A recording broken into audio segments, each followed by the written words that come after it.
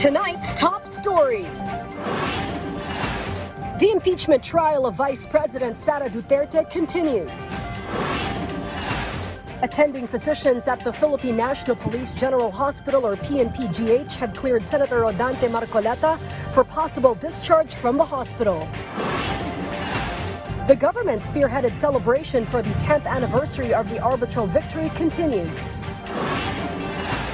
Concerned government agencies continue to monitor the effects of Inday and the low-pressure area or LPA on various areas of the country. All these and more on PTV News Tonight.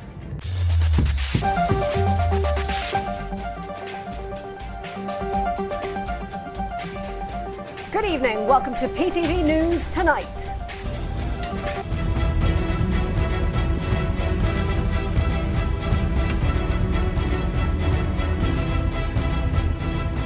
Day 4 of the impeachment trial of Vice President Sara Duterte focused on testimony from the National Bureau of Investigation, or NBI, regarding Article 4 of the Articles of Impeachment, which deals with alleged grave threats. NBI BARM Regional Director Jeremy Lotok, the former head of Cybercrime Unit that led the investigation, testified regarding the investigation they conducted on the case, particularly on the video evidence from an online press conference dated November 23, 2024.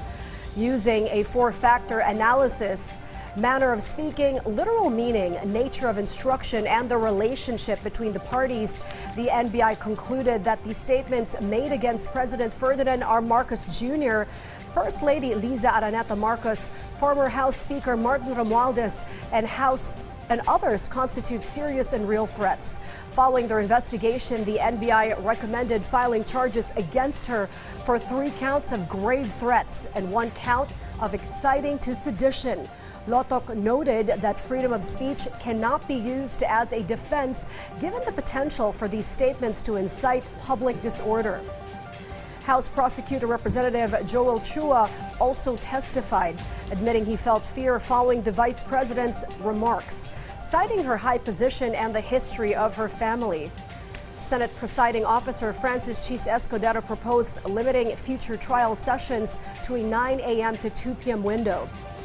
This to allow the Senate to prioritize the 2027 national budget. The House Prosecution Panel requested to reschedule the testimony of NBI Director Melvin Matibag, citing prior commitments regarding a meeting with the Federal Bureau of Investigation, or FBI. The presiding officer directed the prosecution to submit a formal request letter and travel authorization for evaluation. At times, the gravity of people's statements is measured not so much by the choice of words, but even more by the delivery or how they are said. And it is clear the Vice President was in full throttle fulmination when she lashed out to have the President, First Lady, former House Speaker, and Manila Representative Joel Chua whacked in her midnight meltdown in late November 2024. Our Sheila Natividad has more to include the House panel's behest for an earlier schedule for the NBI Director's testimony. Hindi mo pala gusto ginagawa mo eh. Bakit mo sinisira pangalan ko?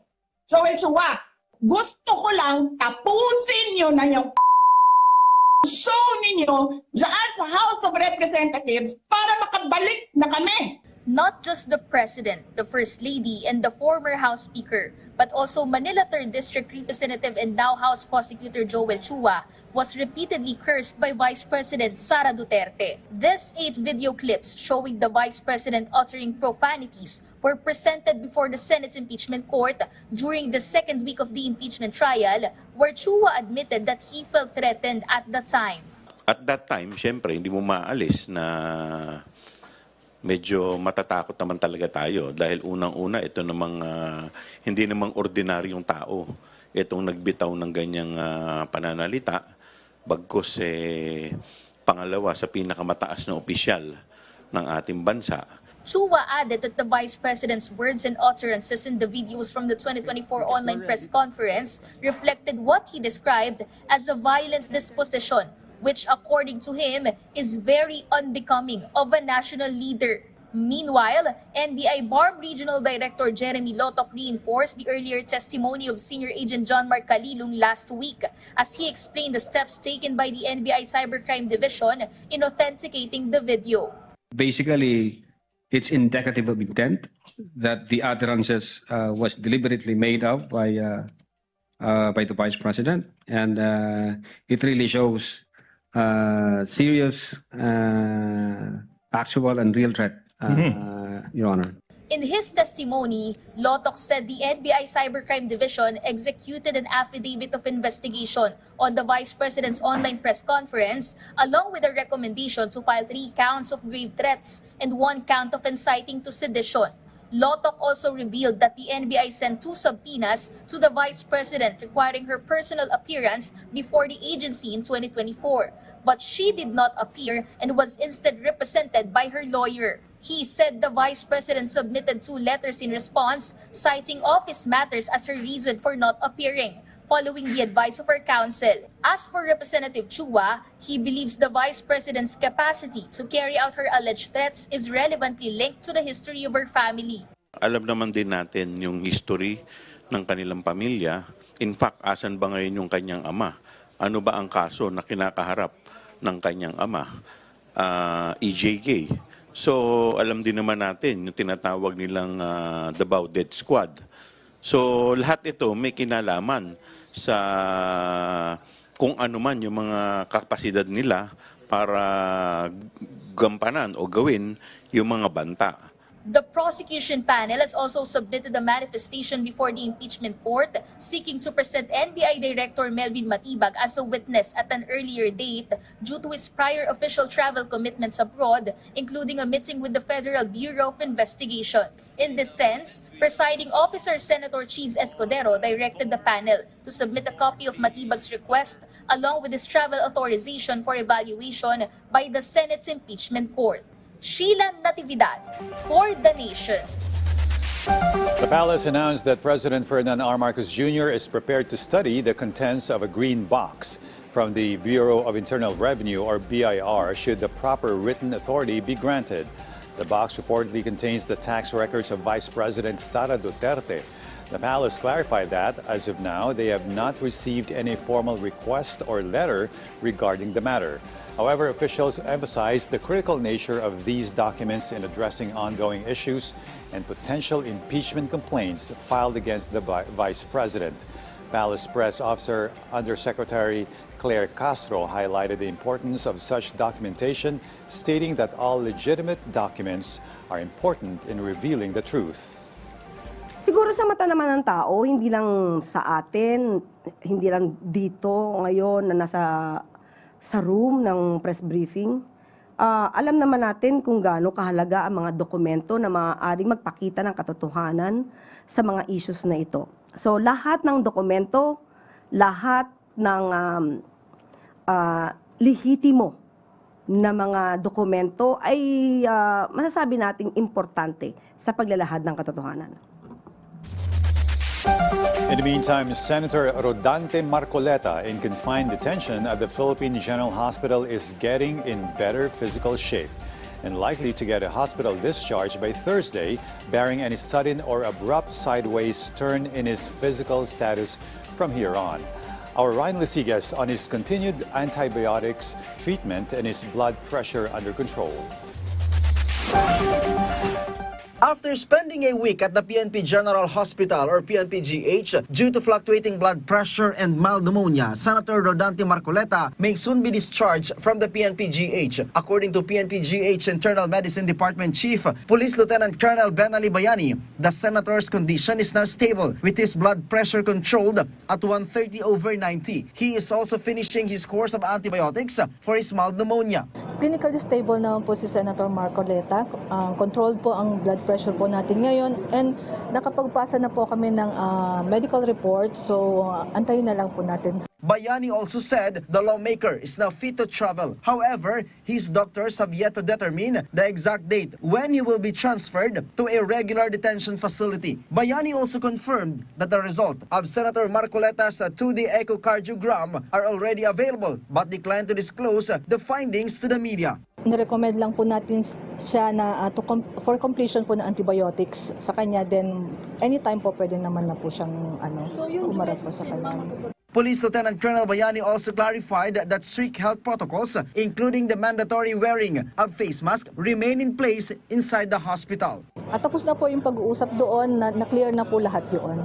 So meron na pong coordination between us and the CIDG. So maayos na po yun sa coordination po natin. Last week, the Sandigan Bayan raised concerns over the lawmaker's numerous visitors despite his pneumonia. Ryan Lisigas for The Nation. Beyond the geopolitical significance of the arbitral victory, Pag-asa Island is proving its growth as a thriving civilian community. This as highlighted by Defense Secretary Gilberto Teodoro Jr. during his visit there, where he also pledged to serve as godfather for the wedding of a couple stationed there. Patrick De Jesus has the full story. Since 2022, Philippine Air Force Airman 2nd Class Clyde Enriquez has been frequently deployed to Pag-asa Island in the West Philippine Sea. During his reassignment there last year, he met public school teacher Lucky Marie Bolante, who was then newly assigned to the area. This was also when their love story began to develop on Pag-asa Island. Wala po talaga akong balak mag-boyfriend dito. Kaya lang? Opo, makulit. Nagustuhan sa kanya? Pagiging stricta niya, stricta kasi yung tumingin eh. Pag-asa talaga nagbibigay ng kalayan sa atin. Kalayan magmahal. Well lang. Clyde and Lucky are set to get married this year. Defense Secretary Gilberto Teodoro Jr. offered to be their godfather after learning about the couple's love story. Sana yung anak nila dito rin mapanganak. At si ma'am mo, nagtatatawa, kita mo, sinumbong na estudyante sa akin na yan ang boyfriend, madam. According to the secretary, who visited Pag-asa Island yesterday for the 10th anniversary of the Philippines' arbitral victory on the West Philippine Sea, this only proves that beyond being a military outpost, the area has a vibrant community. Importante din nakadalaw tayo dito because rather than a purely security perspective, nakikita natin it's a habitation perspective already. Teodoro directed the AFP Western Command to create a task force that will coordinate with concerned government agencies to further fast-track the delivery of services to Pag-asa Island and strengthen the civilian population of around 500 residents. Ang kalaban natin dito panahon kasi seasonal ang pasok eh. So we have to find ways and means to fast track during times na pwede. The celebration of the 2016 Arbitral Award anniversary continues, with Teodoro leading the flag-raising ceremony in Cebu City this Monday. Cebu City is one of the local government units that have passed a resolution declaring July 12 as West Philippine Sea Victory Day. Cebu is part of the Philippines.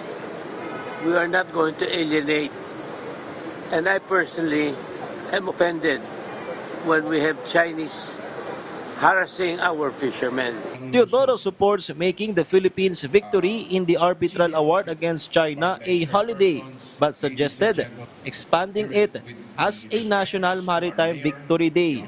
So that it is inclusive for the full maritime interest of the Philippines.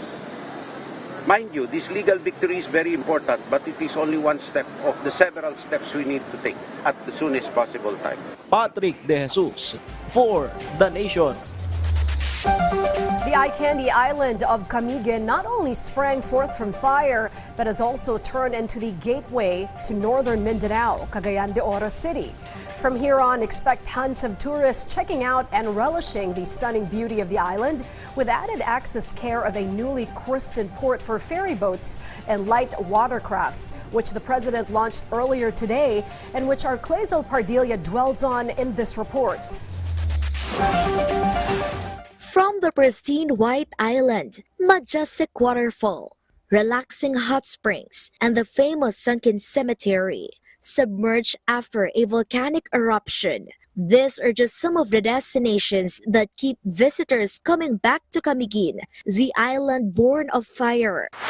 The whole of the rest of the Philippines ay tinatanaw talaga ang kagandahan dito sa Camiguin. These days, mas marami ang turista, padagdag ng padagdag, lokal at saka galing labas. Dahan-dahan nakikita nila at nababalitaan sa buong mundo kung ano ang meron dito sa Camiguin Province. To keep pace with the growing number of tourists and the province's expanding economy, President Ferdinand R. Marcos Jr. today inaugurated the Benoni Port Light Craft Landing Station in Mahinog, Camiguin. The new facility will serve as a landing station for small watercraft, further improving the province's connectivity not only in Bohol and Misamis Oriental, but also with other parts of northern Mindanao. This serves as a vital link that keeps people, goods, services, and therefore opportunities moving that will enable families to return home, return to their businesses, to transport their products, and for fishermen to bring their catch to the market and tourists to enjoy this destination. The president also inaugurated the expanded and modern port operations building, which is expected to serve nearly 900,000 visitors and tourists in the years ahead. Kaya tayo nag-i-invest ngayon para yung infrastruktura natin ay handa naman sa nagiging demand na ito, sa magiging parami ng ating biyahero. Above all, President Marcos said the project will also help reduce corruption. It will also improve port operations, and that way we help eliminate the opportunities for bad actors, mga fixer, pati smuggling mababawasan dahil yung mga maliliit na barko ay dito na lang sila maglanding, hindi na kung saan-saan pa. Hindi na po talaga siya katulad nung dati. Malamig na kasi mayroong aircon, mabilis yung proseso ng pag-issue ng tickets. Napakaganda na ng Port of Benoni at kita nila talagang kagandahan ng Camiguin. Opportunities become more accessible and development reaches farther. Kulezal Pardilia for the nation.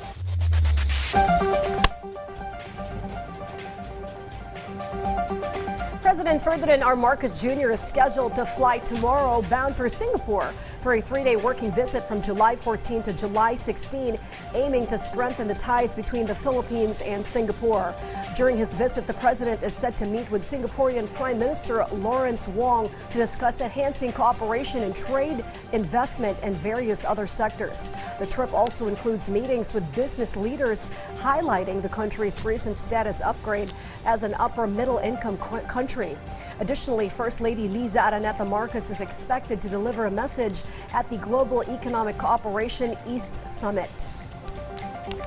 Sang isulong ang pagpapalawak ng kooperasyon sa trade and investment, environment and health, at regional and global development habang patuloy na isusulong ang commitment ng dalawang bansa hinggil sa ASEAN centrality at regional stability.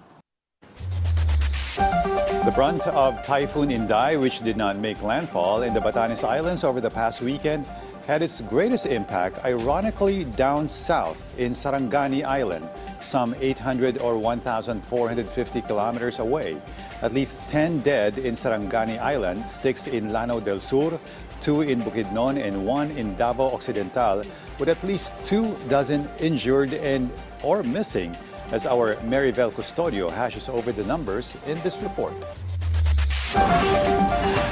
The death toll has risen to 20, while 9 others were injured and 16 remain missing, following the onslaught of Typhoon Inday and the enhanced southwest monsoon, according to the National Disaster Risk Reduction and Management Council, or NDRRMC, as of this morning.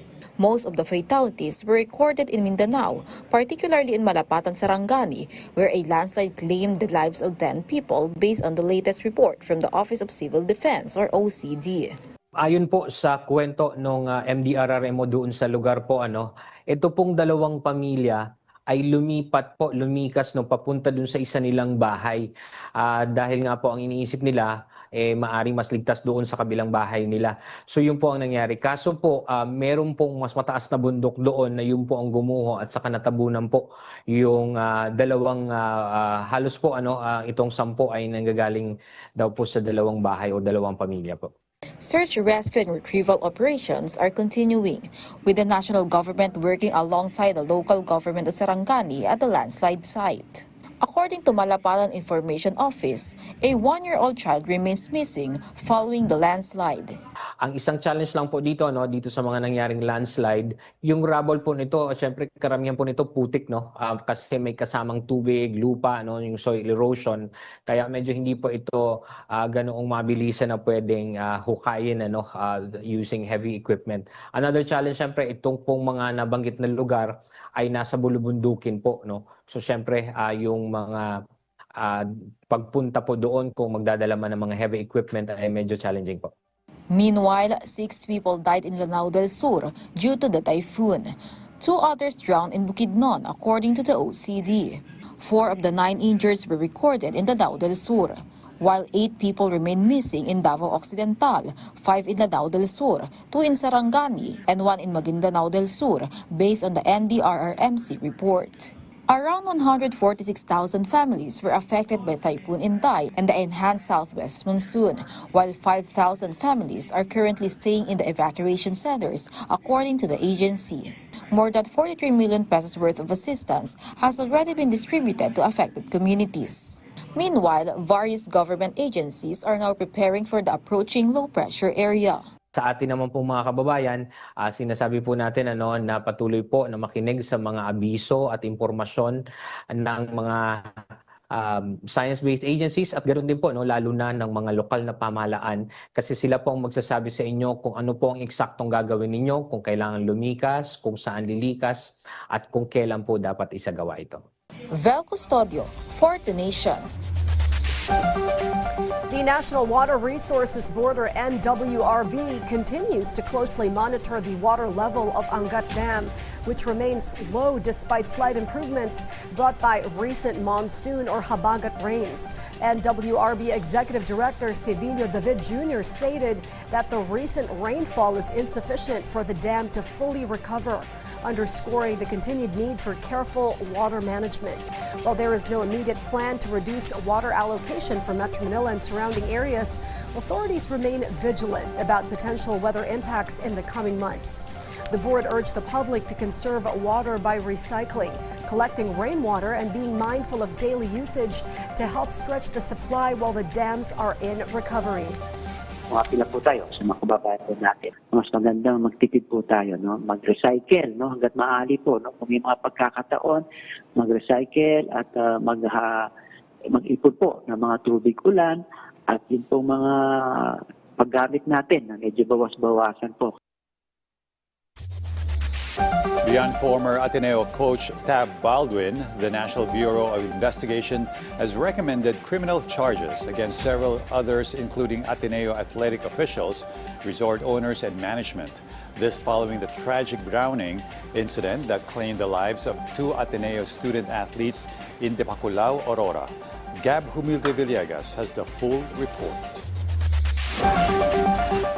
The National Bureau of Investigation, or NBI, endorsed the filing of criminal charges before the Department of Justice against former Ateneo Blue Eagles coach Tab Baldwin and 10 others. This is in connection with the death of 2 student athletes from Ateneo de Manila University, Rene Baterbonia and Divine Adili, who drowned during a team building activity in Depakulao, Aurora on June 8. Included in the NBI's recommendation to be charged with reckless imprudence resulting in 2 counts of homicide are strength and conditioning coaches Cesar Vincent C.J. Alumba and Grant Dearns, assistant coaches Reynaldo Jacinto Jr., Dean Cesar Castaño, Sandro Nicolas Soriano, Hernan Amir Buboy Domingo, and Ateneo's physical therapist John Eric Rueca.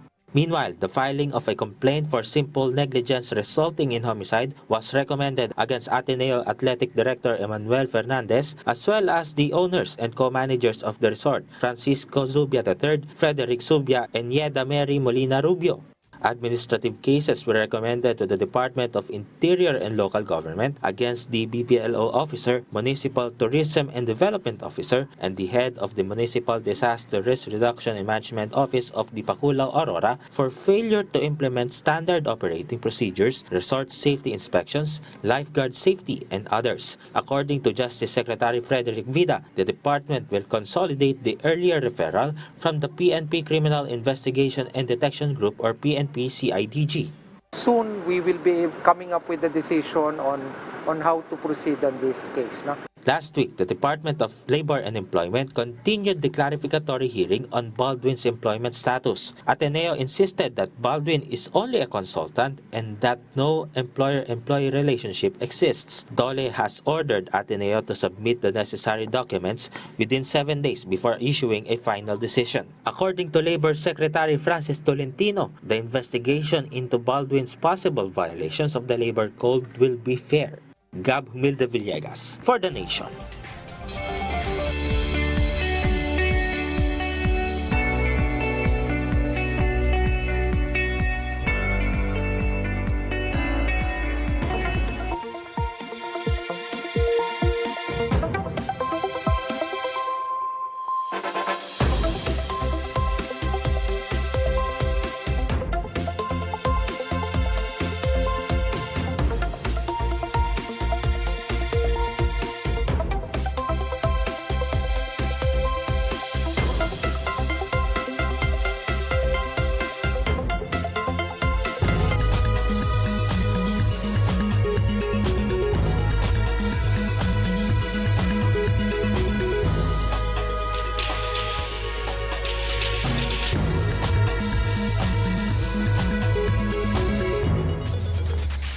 Supplier of the President's Dirt Cheap Price program is at serious odds with the Department of Agriculture for passing underweight prepackaged grain bags and sacks. Despite having been blacklisted by the government, the offending vendor from Mandaluyong City vowed to make amends by making it up with aggrieved customers, care of 10-kilogram rice bags pro bono. Our Marco Sadi sums it all up in this report. This netizen was initially happy after receiving free rice under the government's Ulat Bayan Makikinabang program, being distributed to every barangay, particularly in Mandaluyong City. But when the sack was weighed, instead of 10 kilograms, the recipient received 8 kilograms only. The netizen asked, where did the missing 2 kilograms go? In the same post, another beneficiary claimed the rice was short by 1/4 kilo on the weighing scale. Visible holes in some of the rice sacks also raised suspicions, leading some netizens to believe the government aid may have been shortchanged. The distribution of free rice is one of the key programs of President Ferdinand R. Marcos Jr., aimed at helping ease hunger among the country's poorest Filipinos. This year, the President allocated nearly 58 billion pesos under the Local Government Support Fund, or LGSF. Part of this was allocated for the procurement and distribution of free rice. The palace says complaints like this are not being taken lightly. Opo, at hindi po ito nanaisin ng Pangulo. Kung ano ang dapat na ibigay sa taong bayan, dapat ibigay. According to Malacanang, the incident is now under investigation. The rice supplier has been blacklisted and will no longer be allowed to supply rice to the Mandaluyong City LGU. 29,500 na sako ng bigas na may supposed to be 10 kilos na laman ang naipamahagi. Pero approximately or ang estimate more or less 50 na sako ang sinasabing kulang sa kilo. So, ang inacknowledge po ito ng supplier at sila po ang nagkaroon ng pagkakamali dito. At humingi na po daw sila ng paumanhin sa Mandaluyong LGU. The supplier is also committed to delivering an additional 10 kilograms of rice to beneficiaries who received underweight sacks. And other legal options pinag-aaral na sa Mandaluyong para hindi naman. Marco Sadi for The Nation. The government The government is targeting at least 4.5 trillion pesos in investments over the next 3 years under its new 2026 to 2028 Strategic Investment Priority Plan, or SIPP, with a goal to secure 1.5 trillion pesos annually. This as announced by the Department of Trade and Industry, or DTI, Undersecretary and the Board of Investments Managing Head, Seferino S. Rodolfo. One of the key highlights for the new framework is focusing on innovation, where SIPP prioritizes sectors like artificial intelligence, or AI, digital infrastructure, and research and development, or R&D, which falls under Tier 3, the highest tier in SIPP, with Tier 1 covering activities in modern basic needs industries and sustainability-driven projects, while Tier 2 includes activities related to defense, food security, including those that address industrial value chains. In the meantime, the Philippines is exploring the possibility of becoming the first country to develop native hydrogen as a power source. This as US-based energy startup Coloma Incorporated conducts seismic surveys in Bugalyon, Pangasinan, and portions of Zambales. This as Energy Secretary Sharon Garin reports that Coloma is currently mapping subsurface geological structures in the said areas, which are aimed to determining the depth, location, and potential volume of naturally occurring hydrogen reserves in the area. According to the Department of Energy, or DOE, native hydrogen could serve as a crucial indigenous energy source for the country's clean energy transition. This is found beneath the Earth's surface rather than produced through industrial processes. The study is expected to be completed by the end of this year or by the first quarter of 2027. The LRT2 railway line just took a huge leap in expediting passenger commute and ramping up customer satisfaction by adding bank card and e-wallet transactions to its payment methods. A huge relief for commuters always in a race against time, especially students who give this move a 2 thumbs up approval. Our JM Thompson has the full report. Goodbye card shortage and hello card promos. This became the highlight today of the official launch of the automated cashless payment in LRT2 by the Department of Transportation, or DOTR, in partnership with other agencies and companies. This is a huge help for Marilu, who rides the LRT2 every day, because it reduces the time she spends whenever she commutes. Malaking tulong kasi bakit? Kung nagmamadali ako, yung oras ko, napapabilis ko. Wari, ang usapan namin 8 o'clock, 7:50 lang nakasakay na ako, dating na ako kagad doon, hindi na ako nag-iintay siyang... The new additional payment options will also help Gab, who is a student. In his daily travel to school, he says his beep card often encounters problems, which is why having a card or e-wallet to choose from is a big help for him. For me po, as a estudyanteng araw-araw na sumasakay ng LRT, mas mapapadali po ito kasi hindi ko na po kailangan mag-transact sa beep card. Idediretso ko na lang po siya sa GCash. This is part of the continuation of the program of the DOTR and other government agencies to provide a better and easier commute for the public. You no longer need to line up to buy or avail of beep cards or single journey tickets to ride the LRT2. Because now, with just one tap using your accredited bank card or e-wallet, you are ready to go and can immediately board on your way to your destination. Proof of concept.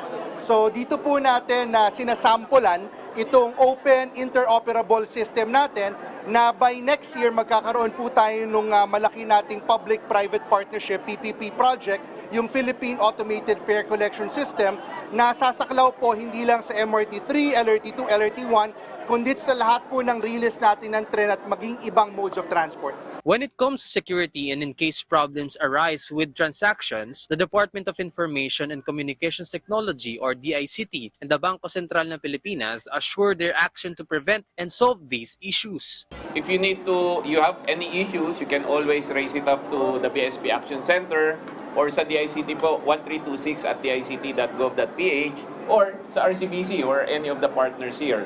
Tayo sa BSP, nag-issue tayo ng cybersecurity standard para sa lahat ng mga bangko.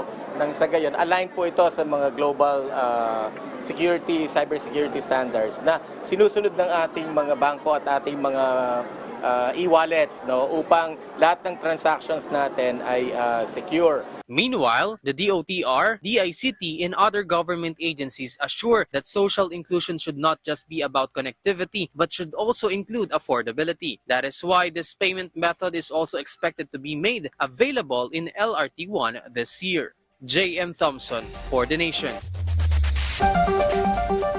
More stories that matter coming your way only here on PTV News Tonight.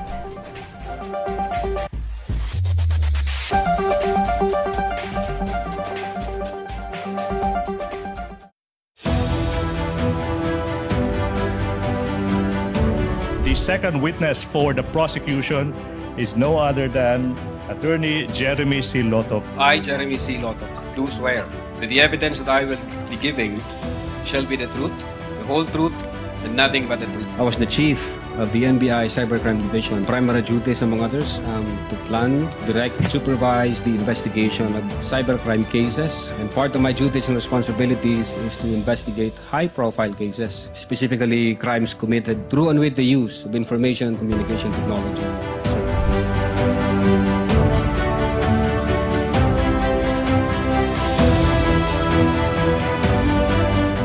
The Cine Bata Video Festival is calling for submission of video entries for, by, and with children.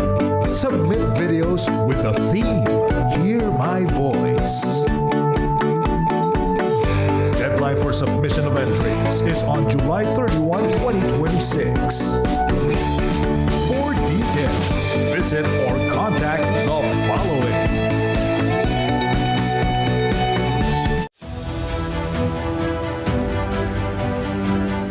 Kailan po masasabing lampas sa free speech ang pananalita at nagiging grave threats o inciting to sedition na? We consider, Your Honor, the clear and present danger rule and the dangerous tendency rule. Ang nakita ko namin yung the dangerous tendency rule, meaning if the speech would have a tendency to create chaos or to create illegal acts, then that should be restricted. Masasabing bang may parang spectrum pwedeng nagsisimula sa free speech pero pag lumalapit na dun sa dangerous tendency rule ay maaari na talagang tumawid sa magiging grave threats o inciting to sedition?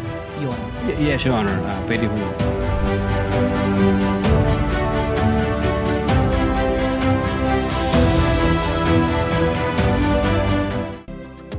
Disaster Watch. Alamin ang mga dapat ilagay sa go bag bilang paghahanda sa sakuna. Maglagay ng tubig na maiinom at mga pagkaing hindi madaling masira. Maglaan ng espasyo para sa first aid kit at survival kit para sa mga hindi inaasahang pangyayari. Huwag kalimutan ang toiletries para mapanatili ang kalinisan ng katawan. Samahan din ng mga damit at beddings na magtatagal ng ilang araw. At para ligtas at may alam, magdala ng mga teknikal na gamit. Sa panahon ng kalamidad, dapat laging listo.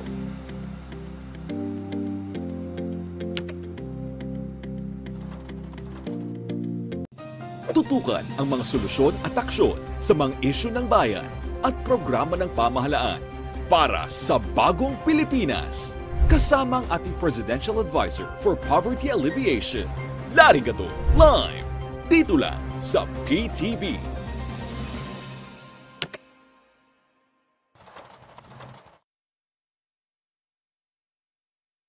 Disaster Watch. Mga paalala pagkatapos ng lindol. Suriin ang iyong sarili at mga kasama kung may tinamong pinsala. Magbigay ng paunang lunas kung kailangan. Unahin ang mga pangangailangan ng mga matatanda, buntis, may kapansanan at mga bata. Kung nasa tabing dagat at may banta ng tsunami, agad na lumikas papunta sa ligtas at mataas na lugar. Suriin kung may natapong nakalalasong kemikal at mga bagay na maaaring pagmulan ng sunog. Patayin ang main switch ng tubig at kuryente, pati na rin ang tangke ng gas o LPG. Huwag bumalik sa loob ng gusali hanggat walang abiso na ligtas na ito. Sa panahon ng sakuna, dapat laging listo.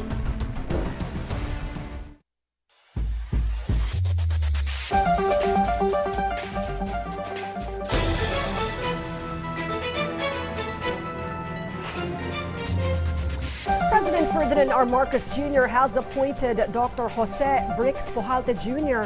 as the new Secretary of the Department of Health, or DOH. Pujalte is a veteran orthopedic surgeon, hospital administrator, and educator. He is replacing Dr. Ted Herbosa, who is facing criticisms regarding allegations of procurement irregularities and conflict of interest, which he previously denied. The palace stated that the president's decision primarily considered Herbosa's need to undergo rehabilitation following knee surgery.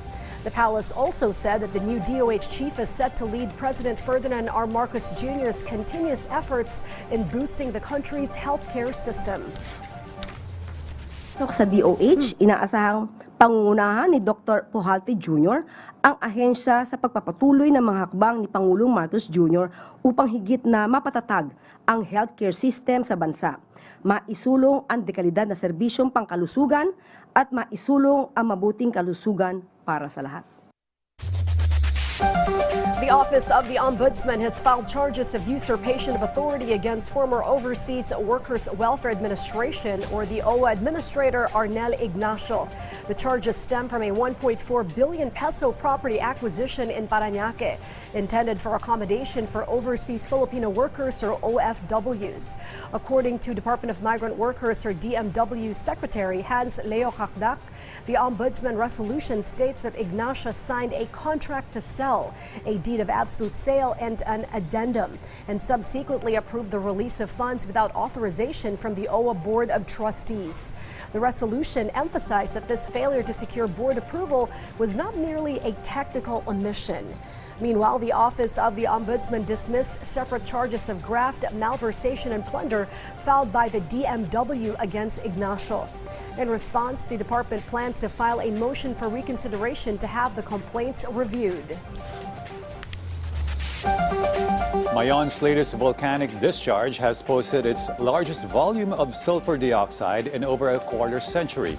Hence, such activity has kept the world's perfect cone volcano still under alert level 3 and prompted the FIVOLs to issue a cautionary message or warning to the public living near and around the volcano to keep their face masks on to protect themselves from breathing or coming into contact with the toxic gas. In addition, FIVOL's head honcho Teresito Bacolcol shared how volcanic ash is best disposed or removed by sprinkling or wetting it first before sweeping and dumping it in a sack or bag and having it collected for landfill disposal later on. And never should properly collected volcanic ash be thrown into the sewer or drainage thereafter. By doing so, the chance or odds of humans inhaling it is minuscule or zilch. Manatiling kalmado but magiging vigilant. Parehong very much active ang Ngayon at Canlaon volcano, kaya mahalagang sundin ang danger zones, yung permanent danger zones na recommend natin. For Canlaon volcano, it's 4 kilometers, and for Ngayon volcano, 6 kilometers. Again, sundin ang advisories ng ating tanggapan at ang kanilang mga LGUs. In other news, tennis star and the nation's undisputed darling athlete was feted yet again the day after she arrived by the President, First Lady, Presidential Sister Irene at Malacanang's Ceremonial Hall. Alex Ayala, fresh from her historic run at pro tennis' most prestigious major, admitted having the greatest jitters in her speech before the President, as we hear more from our Carlo Candelaria. I really am so happy to have you here. You cannot imagine. This is one of those occasions where I say to myself, it's good to be president. I'm meeting our champion. President Ferdinand R. Marcos Jr. could not hide his joy and excitement as he welcomed Filipina tennis star Alex Ayala to Malacanang. The President and First Lady Liza Marcos warmly received Ayala and her parents upon their arrival at the palace. President Marcos said he deeply admires Ayala and is extremely proud of her for remaining true to her Filipino roots while continuing to bring honor to the country. Because when we're proud of you and we see one of ours doing so well, we're proud of ourselves. And pagka may mga makilala kami, mga foreigner na kaibigan namin, oh, meron kaming champion ganito, meron kaming champion ganyan. O bakit? May Alex Ayala naman kami, di ba? Can you imagine? That's what you brought to us. That's what you brought to the Philippines. So, have found a new, a champion who has made the Philippines proud, who has reminded Filipinos what a great race Filipinos are, because we produce someone like you, and that the qualities that you show the world are the best qualities of Filipinos. And for that, as president, I guess that's what really strikes me. The president also recognized the sacrifices made by Ayala's parents and expressed his gratitude for their support. President Marcos Jr. also shared that he is a big fan of Ayala, recalling how he stayed up late to watch her matches at Wimbledon. We don't really have a protocol for this. Inimbento lang namin ito para magka-excuse kami magpa-picture sa'yo. President Marcos presented Ayala with a presidential citation in recognition of her achievements in international tennis and for bringing honor to the Filipino people. Ayala, for her part, thanked the president for the warm welcome she received at Malacanang. She said she takes great pride in being a Filipino and vowed to continue carrying the Philippine flag to the best of her ability. I feel like all the hard work that I've done is seen. All the hours that aren't on TV are seen and validated and appreciated. So thank you so much.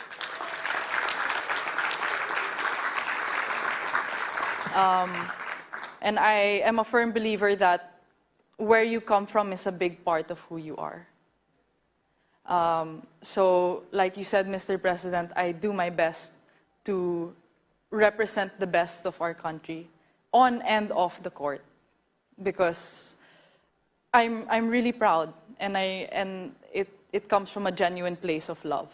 The president in turn assured Ayala of the government's continued support along with the Filipino people. We are all, 110 million of us, we are all here behind you, willing you on to greater success. If there's anything that we can do to help you even further, just say so, you have it. Carlo Luis Candelaria for The Nation.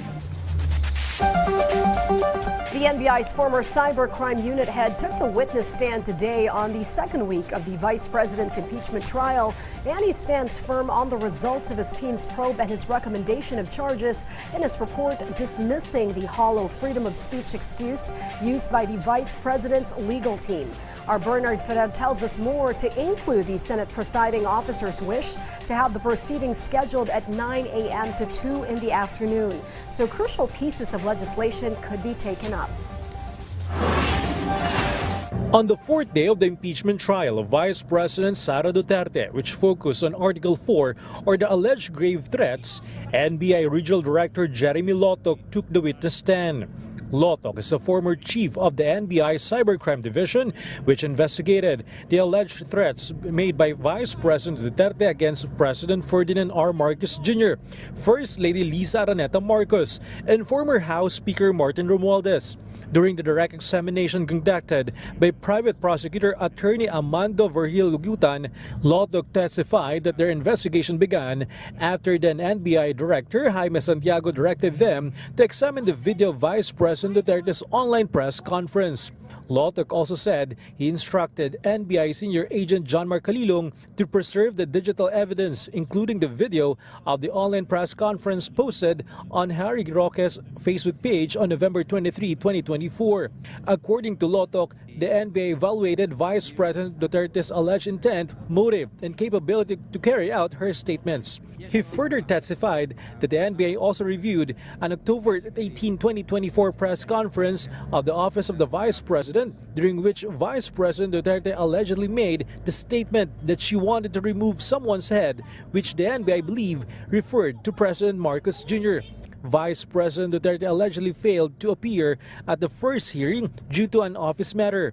Lotok said the NBI also explained in its letter that it was conducting an investigation into the alleged threats made by the Vice President. In his assessment, the Vice President's statement constitutes a real and serious threat.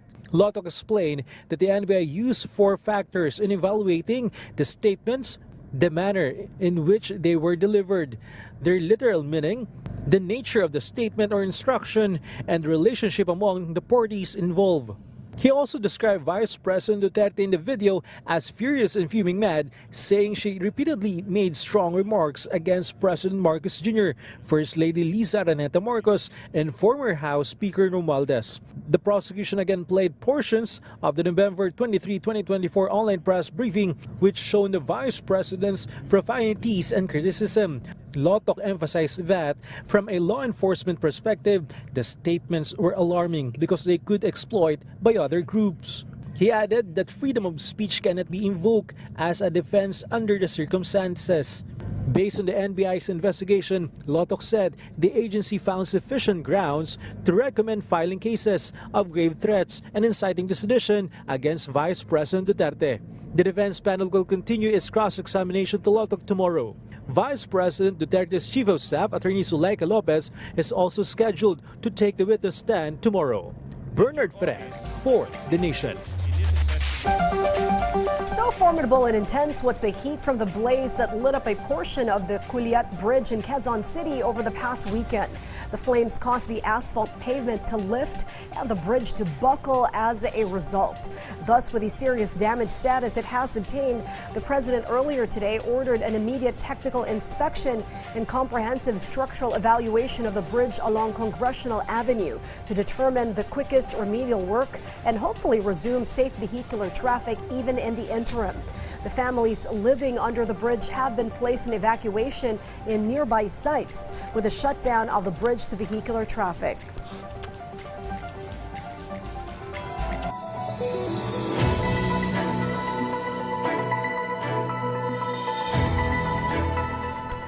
The Calawa-Bailey Bridge 2 in Barangay Calawa, Davao City is now open for light vehicles after the original bridge collapsed due to strong floodwaters last May. Residents say the temporary bridge has greatly helped reduce travel time and provide a safer route compared to the previous detour road. The DPWH is also preparing for the construction of a permanent bridge in the area.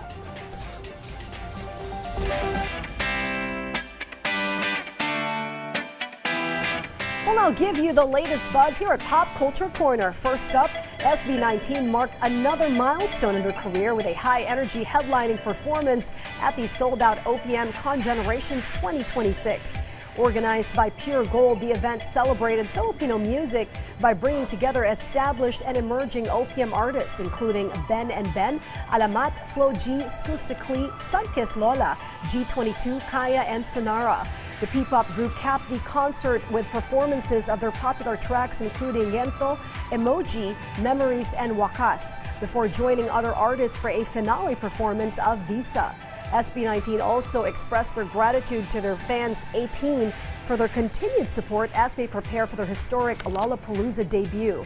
The group will make history as the first Filipino act to perform at the Global Music Festival, taking the stage at Grant Park in Chicago on July 30.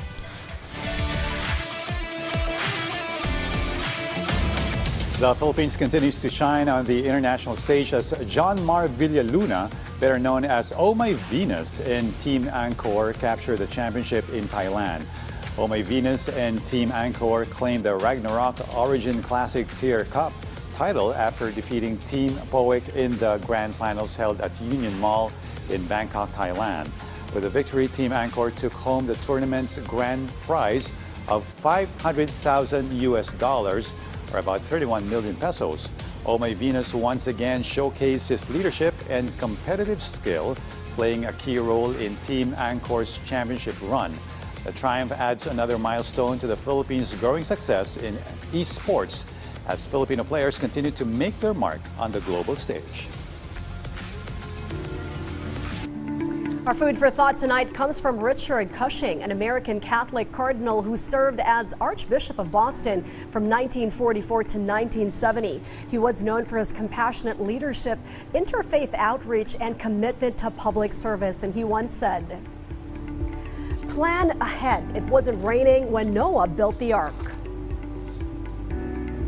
For me, Jay, and everyone listening out there, I think this talks about the importance of foresight and being proactive instead of reacting when crisis hits. How about you? I'll encapsulate that into this one. Foresight is always better than hindsight.